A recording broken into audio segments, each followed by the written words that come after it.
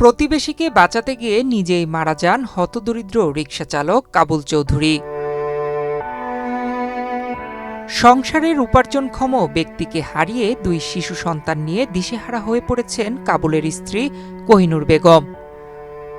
স্বামী হারানোর 12 দিন পেরিয়ে গেলেও বাড়িতে জ্বলেনি চুলা। প্রতিবেশীরা যা দিচ্ছেন তা দিয়েই চলছে কোনো রকমে। দুটি সন্তানের পড়ালেখাও বন্ধ হওয়ার পথে। আমার সন্তানকে নিয়ে আমি কেমনে বাঁচবো ভাই? ওকে দুনিয়াতে কেউ রইল না। ফরিদপুর সদর উপজেলার আলিয়াবাদ ইউনিয়নের গদাধরডাঙ্গি গ্রামে গত 27 এপ্রিল রাতে ঘটে যায় 3টি হত্যাকাণ্ড। কথা কাটাকাটির জেরে নিজের দাদি আমেনা বেগম ও ফুপু রাহেলা বেগমকে কোদাল দিয়ে কুপিয়ে হত্যা করে একই গ্রামের আজগর মোল্লার ছেলে আকাশ। তাদের চিৎকার শুনে বাঁচাতে গিয়েছিলেন প্রতিবেশী রিকশাচালক কাবুল চৌধুরী ও রিয়াজুল নামের আরেক ব্যক্তি। এ সময় আকাশ তাদের ওপরও হামলা করে। এতে রিকশাচালক কাবুলেরও মৃত্যু হয়। প্রাণে বেঁচে যান রিয়াজুল। 3 জনকে খুন করে ওই সময় আকাশ পালিয়ে গেলেও পরদিন পুলিশের হাতে ধরা পড়ে। করোনা বা যে কোনো ভাইরাসের এগেইনস্টে ফাইট মানি ব্যাকট্রলের লেফট রাইট। এদিকে প্রতিবেশীকে রক্ষা করতে গিয়ে নিহত রিকশাচালকের পরিবারে নেমে এসেছে ঘোর অমানিশা। উপার্জনক্ষম স্বামীকে হারিয়ে 2টি শিশুকে নিয়ে সন্তান সম্ভাবা কোহিনুর বেগম এখন দিশেহারা। আত্মীয়ের জায়গায় ছাপড়া তুলে বসবাস ছিল তাদের। ছেলেমেয়ের জীবন বাঁচাতে এখন কি করবেন এমন চিন্তায় দিশেহারা সে। অসহায় আমার 2টা সন্তান ভাই, আমার স্বামী রিক্সা চালাতো ভাই।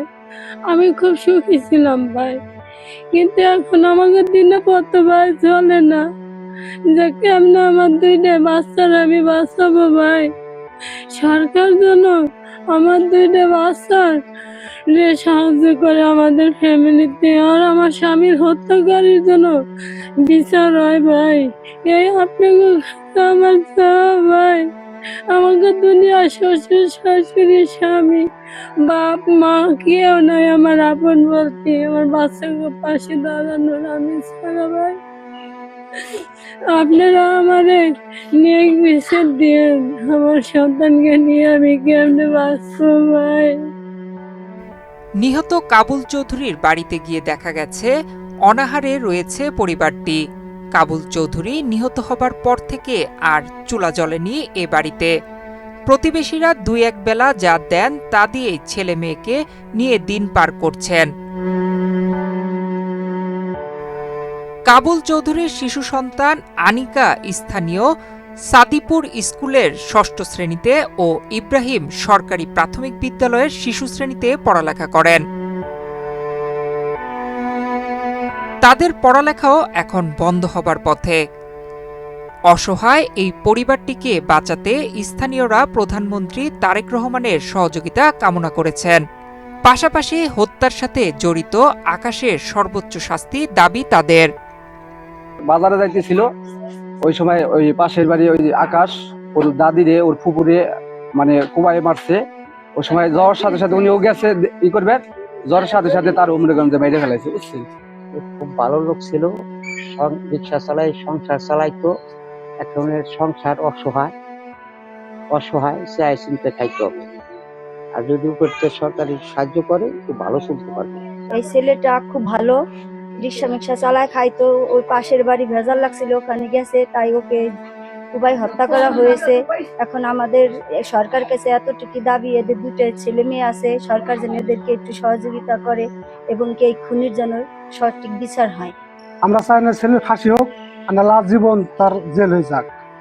আর সরকার কাছে একটা আবেদন, এরা অসহায়, এটা তো নাই কিছু, এখন নিশ্চয় হয়ে গেছে। একে জিনিস কিছু আল্লাহ সরকার থেকে কিছু হেল্প করে।